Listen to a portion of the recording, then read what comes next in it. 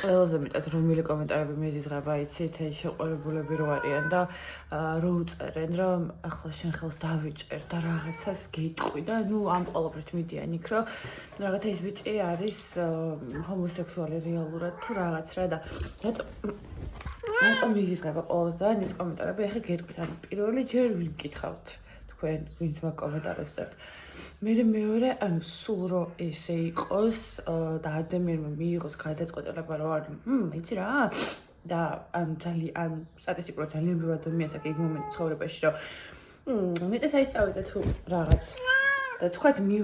მოვიდა ადამიანს ეგ მომენტი და გადაწყვეტა, რომ არა, მე მინდა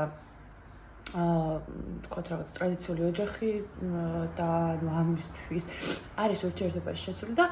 ანუ ამ დროს თქვენ თავისუფლებას აძლევთ გარკვეული ჯგუფები, რომ შეუვარდეთ ამ ადამიანებს და რაღაცა სისულელები უწეროთ, იმიტომ რომ ვიღაცამ კომენტარი დაიელოვოთ ან დაგიჰაჰავთ.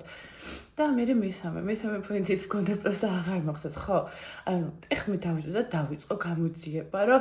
თქვენი შეყვარებულები, ნუ სად გაიცანით, როგორ გაიცანით, რატო გაიცანით, სად რა დააშავეთ, სად ვისთან რის გამო დაიჭერეთ და ურთიერთობა, ანუ არის რაღაცეები, ანუ ყველაფერი არ ითქმება და ყველაფერი არ იჭმევა, არის რაღაცეები, რაც უნდა დავიტოვოთ ჩვენთვის.